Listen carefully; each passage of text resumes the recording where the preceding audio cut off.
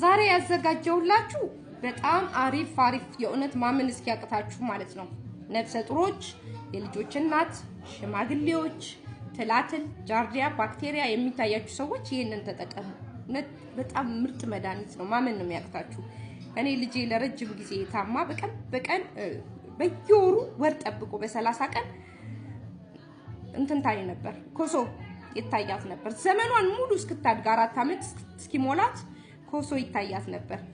እና ይሄን መድኃኒት ተጠቅመን ከዛ በኋላ ህርም ብሎ ጠፋ። አንዴ ነው የሚወጣው እና አንዳንዴ ይበቅላል። እዛ ውስጣቸው ነው የሚበቅለው። በተለይ ህፃናቶች ቶሎ ትላትል የሚያዩ ህፃናቶች፣ ባክቴሪያ የሚከተላቸው የሚጠቁ ህፃናቶች ለአንዴና ለመጨረሻ ጊዜ ባክቴሪያ ከሆዳቸው ይጠፋልና ባክቴሪያ የምታዩ ሰዎች በጣም ምርጥ ነገር ነው። ይሄንን ተጠቀሙበት። ይሄ የፓፓያ ፍሬ ነው። የፓፓያ ፍሬ ቤታችሁ ባታጡ ሁሉ ጊዜ እኔ አሁን በእቃ ሁሉ ጊዜ ወቅጬ ሳይታመስ አድርቀ ነው ፀሐይ ላይ በደንብ እናደርቀዋለን። ፀሐይ ከሌለ ደግሞ ምጣድ ላይ አድርቀን ነው የምናዘጋጀው። ቤት ውስጥ የምናስቀምጠው አይጠፋም። ለርጉዝ ሴቶች መድኃኒት አይፈቀድም አይደለ? ለርጉዝ ሴት፣ ለሽማግሌዎች፣ ለአባቶች መድኃኒት መጠቀም አለርጂ ምናምን ላላባቸው ሰዎች መድኃኒት ስለማይጠቀሙ ይሄንንና የዱባ ፍሬ መድኃኒት ነው ታውቃላችሁ። ዱባ ፍሬ ይወቀጥና ቤት ውስጥ አድርቀን አይታመስ ምንም ነገር ከታመሰ መድኃኒትነቱ ይጠፋል። ፀሐይ ላይ ነው የሚደርቀው። በፀሐይ አድርቃችሁ ነው መጠቀም የምትችሉትና ይሄንን እስቲ ያዘጋጁና ቤታችሁ አስቀምጡ። አወሳሰዱ ልንገራችሁ። አንድ ሾርባ ማንኪያ ማር ከዛ ይሄ ይደርቅና ውቅጥ ተደርጎ በእቃ ይቀመጣል። ይሄንን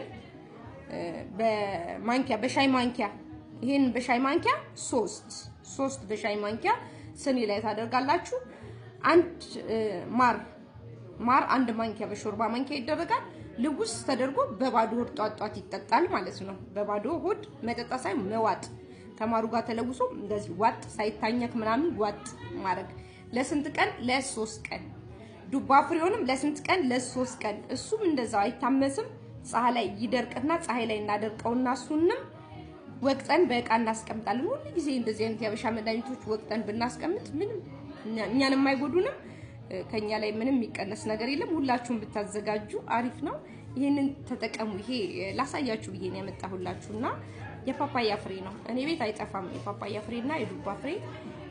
ሁሉ ጊዜ ለልጆቼ በየወሩ ነው የምሰጣቸው። የለባቸውም ባይኖርባቸውም ግን ሆድ ለሚነፋ ቶሎ ጃርዲያ ለሚያስቸግረው ባክቴሪያ ለሚያስቸግር ይሄ ታይፎስ የሚባለው ራሱ እኮ በሽታ ላይ ሆን ይችላል። ትላትል ምናምን ሊሆን ይችላል በብዛት። ስለዚህ እሱን ታደርጉና ብትጠቀሙላለሁ። ዩቲዩብን ሰብስክራይብ ስለምታደርጉ በጣም ነው የማመሰግነው። በጣም ነው የምወዳችሁ። ሌላም ነገር ደግሞ አዘጋጅላችኋለሁ አለ ብዙ ማሳያችሁ ያዘጋጀሁት መድኃኒት ብታደርጉት ብትጠቀሙ እናንተ ናችሁ ተጠቃሚ የምትሆኑት።